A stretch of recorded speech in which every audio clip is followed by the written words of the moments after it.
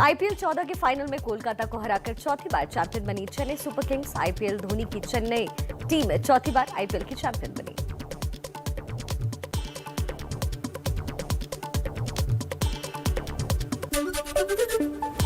Final में चेन्नई ने 193 run का दिया था लक्ष्य। कोलकाता 20 ओवर में सिर्फ 165 रन ही बना सकी। धोनी की टीम ने कोलकाता नाइट राइडर्स को 27 रन से हराया।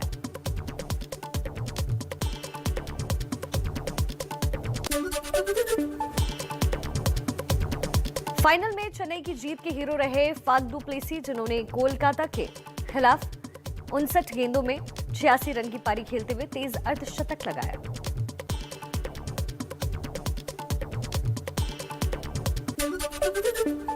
धोनी की कप्तानी में चेन्नई की टीम ने चौथी बार आईपीएल का खिताब जीता।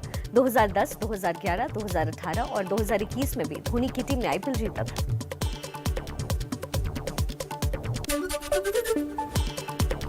भारतीय टीम के अगले कोच हो सकते हैं राहुल द्रविड़। बीसीसीआई सूत्रों ने एबीपी न्यूज को बताया कि द्रविड़ कोच बनने के लिए तैयार हैं।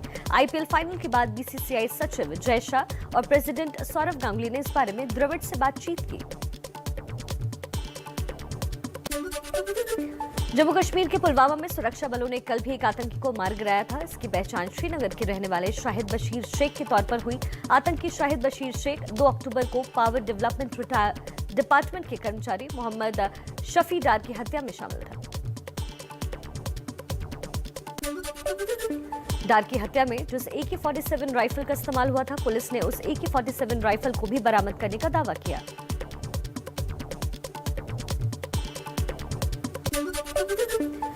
श्रीनगर के बेमना इलाके में पुलिस ने 2 आतंकियों को घेर लिया है। इसमें जम्मू कश्मीर के पुलिस इंस्पेक्टर अरशद के हत्यारे भी शामिल होने का ऐसा शक जताया जा रहा है। जम्मू के पुंछ में सुरक्षा बलों ने आतंकियों से फिर मुठभेड़ किया।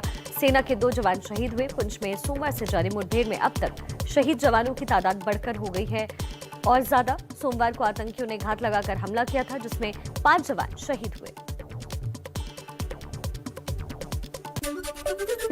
कल पुंछ में हुए शहीद दोनों जवान उत्तराखंड के रहने वाले थे। राइफलमैन विक्रम सिंह नेगी उत्तराखंड के टिहरी गढ़वाल जिले के विमान गांव के रहने वाले थे, जबकि राइफलमैन योगंबर सिंह उत्तराखंड के चमोली जिले के संकरी गांव के रहने वाले थे।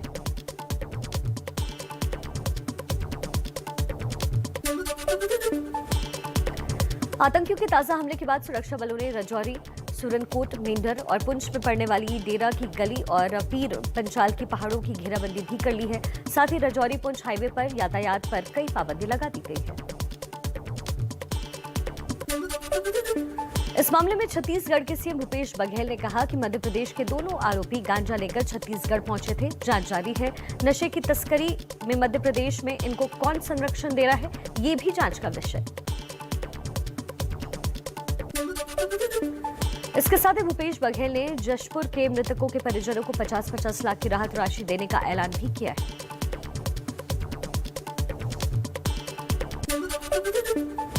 छत्तीसगढ़ के पूर्व सीएम रमन सिंह ने कहा, छत्तीसगढ़ के गृह मंत्री इस्तीफा दे। सीएम यूपी जा रहे हैं, अपना राज्य नहीं देख रहे।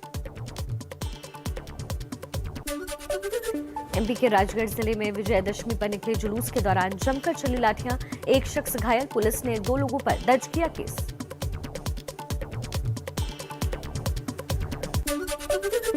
दिल्ली हरियाणा सिंगू बॉर्डर पर युवक की बेरहमी से हत्या के आरोपी निहंग सरबजीत सिंह ने किया सरेंडर के बाद किया गया गिरफ्तार। पुलिस के मुताबिक सिंगू बॉर्डर केस में गिरफ्तार निहंग सरबजीत ने हत्या की बात कबूली है। आज इसे कोर्ट में पेश भी किया जाएगा। शुक्रवार को सुबह आंदोलनकारी किसानों के मंच के पास लटका मिला था एक युवक का शव। युवक के हाथ और पांव को बेरहमी से धारदार हथियार से काटा गया था। सिंगू बॉर्डर पर जिस युवक का शव मिला था, उसकी पहचान 35 साल के लखबीर सिंह के तौर पर हुई। लखबीर शेड्यूल कास्ट के हैं और पंजाब के तरन जिले के चीमाखुर्द गांव का रहने वाला था। वो निहंगों के साथ ही रह रहा था और उनके घोड़ों के अस्तबल की सफाई करता था। सिंगू बॉर्डर पर हत्या के मामले में संयुक्त किसान मोर्चा ने कहा और पल्ला भी झाड़ा, कहा निहंगों का हमसे लेना देना नहीं, सरकार को पूरे मामले की जांच करवानी चाहिए। लखबीर सिंह की शादी हो चुकी थी और उसकी 3 बेटियां भी हैं, लेकिन उसकी पत्नी अलग रहती है। वो तरन तारण के चीमा कला गांव में मजदूरी करता था। घर वालों के मुताबिक पहले नशा भी करता था, लेकिन अब छोड़ चुका है।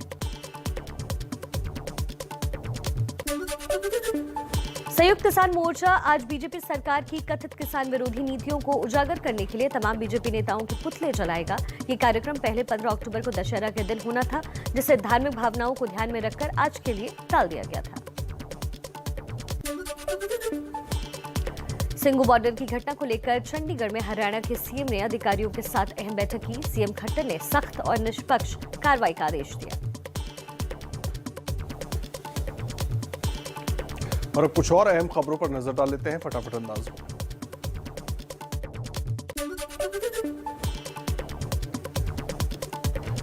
शिवसेना की दशहरा रैली में उद्धव ठाकरे ने इशारों में ड्रग्स केस को लेकर केंद्र सरकार पर बोला हमला। कहा महाराष्ट्र में एनसीबी जोश में, लेकिन गुजरात पोर्ट पर पकड़े गए ड्रग्स में क्या कार्रवाई हुई।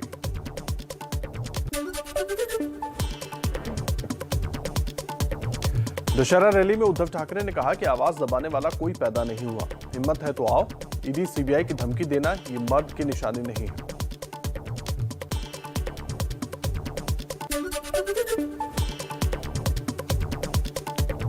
आरएसएस प्रमुख मोहन भागवत ने कल सरकारों को घेरा। कहा था राज्य सरकारें ड्रग्स पर कंट्रोल क्यों नहीं करती।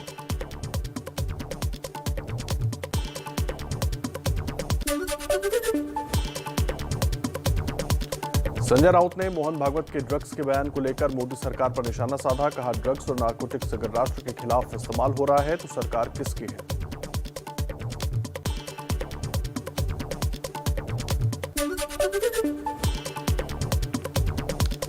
पंजाब में कांग्रेस का झगड़ा खत्म। राहुल गांधी से मिलने के बाद नवजोत सिंह सिद्धू ने पंजाब कांग्रेस अध्यक्ष पद से इस्तीफा वापस लिया।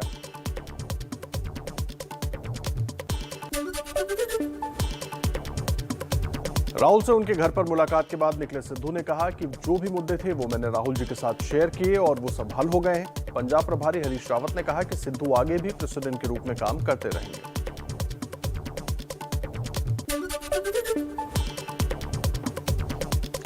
दिल्ली में आज कांग्रेस अध्यक्ष सोनिया गांधी की अध्यक्षता में कांग्रेस कार्य समिति की बैठक होगी। लखीमपुर हिंसा समेत तमाम मौजूदा राजनीतिक हालात, आगामी विधानसभा चुनावों और संगठनात्मक चुनावों पर होगी चर्चा।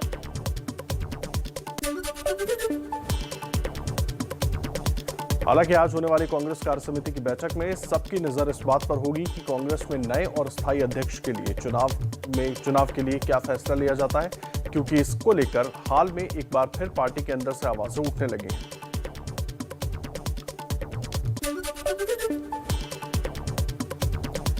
यूपी विधानसभा चुनाव के लिए कांग्रेस की प्रचार समिति का अध्यक्ष पीएल पुनिया को बनाया गया है। वहीं सलमान खुर्शीद को घोषणा पत्र समिति, राजेश मिश्रा को रणनीति समिति का प्रमुख बनाया गया है।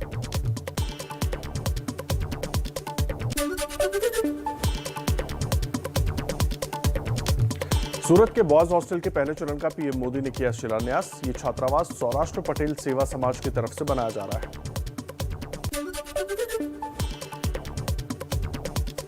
यूपी में बीजेपी और ओम प्रकाश राजभर के बीच बातचीत जारी। सूत्रों के मुताबिक यूपी चुनाव प्रभारी धर्मेंद्र प्रधान सीधे संपर्क में, स्वतंत्र देव सिंह भी ओम प्रकाश राजभर के संपर्क में, जल्द सहमति बनने के आसार।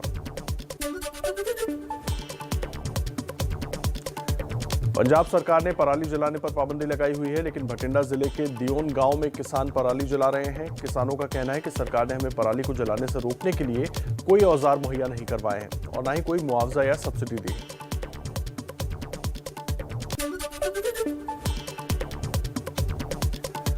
अमृतसर में प्रशासन की मुहिम के बावजूद किसान लगातार पराली जला रहे हैं। अमृतसर के चब्बा गांव में किसानों के द्वारा धान की फसल की कटाई के बाद पराली को जलाया जा रहा है। किसानों का कहना है कि सरकार अपना वादा नहीं निभा रही है, इसलिए हमें मजबूरन ऐसा करना पड़ रहा है।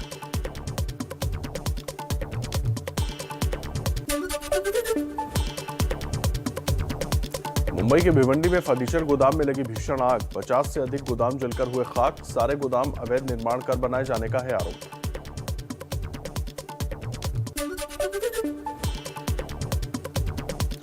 खाद के संकट की वजह से गुस्साए किसानों ने फतेहाबाद के एसडीएम कार्यालय पर ताला लगा दिया, जिसके बाद तहसीलदार और कृषि विभाग के अधिकारियों ने मौके पर पहुंचकर जांच की। गोदामों में सैकड़ों की संख्या में मिले खाद के कट्टे। किसान कार्रवाई पर अड़े।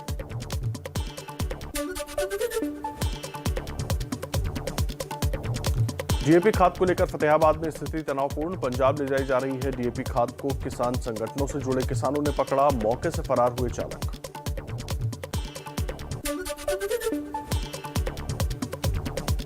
रेवाड़ी में बाजरे व धान की सरकारी खरीद में देरी से परेशान किसान को अब डीएपी खाद के लिए भी लंबी लंबी कतारों में खड़ा होकर इंतजार करना पड़ रहा है।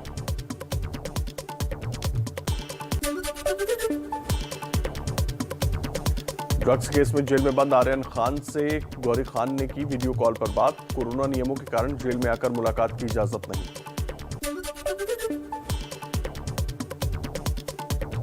तिहाड़ जेल से 200 करोड़ की रंगदारी के मामले में अभिनेत्री जैकलीन फर्नांडिस ईडी के सामने पेश नहीं हुई। ईडी ने शुक्रवार को उन्हें पेश होने को कहा था। 200 करोड़ के मनी लॉन्ड्रिंग केस में ईडी की पूछताछ का सामना कर रही अभिनेत्री नोरा फतेही की ओर से एक स्टेटमेंट जारी कर कहा गया कि उनका इस मामले से कोई लेना देना नहीं है। 2 दिन पहले दिल्ली में नोरा से ईडी दफ्तर में पूछताछ की गई थी।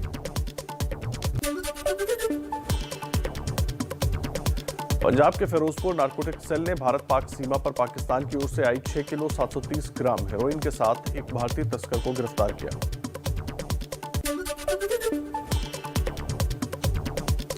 अयोध्या में मां दुर्गा की प्रतिमा का विसर्जन किया गया। विसर्जन से पहले शहर की सड़कों पर शोभा यात्रा भी निकाली गई।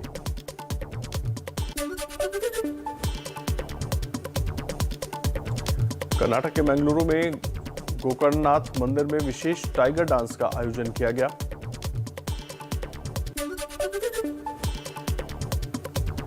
देश भर में कल विजयादशमी का त्यौहार धूमधाम से मनाया गया। इंदौर के जावरा कंपाउंड इलाके में 41 फीट का रावण दहन किया गया। ये रावण अनोखा था जो प्रतीकात्मक रूप से दहन देखने आए लोगों को सैनिटाइज कर रहा था। जेईई एडवांस के नतीजे हुए घोषित। 41,682 छात्र हुए पास। आईआईटी दिल्ली जोन के मृदुल अग्रवाल ने पूरे देश में किया टॉप, जबकि लड़कियों में आईआईटी दिल्ली जोन की काव्या चोपड़ा ने टॉप किया। देश में 24 घंटे में कोरोना के 16,862 नए केसेस आए हैं, जबकि 379 लोगों की मौत भी हुई है। कुल एक्टिव केसेस घटकर अब 2,03,668 रह गए हैं। वैक्सीनेशन का आंकड़ा 97 करोड़ के पार पहुंचा।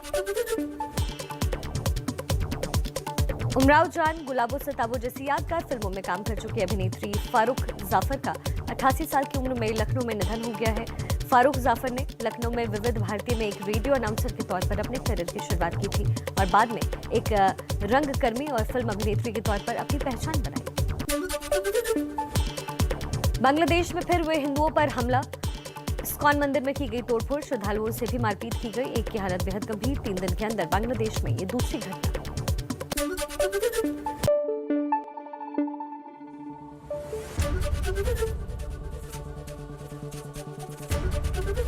एबीपी न्यूज आपको रखे आगे।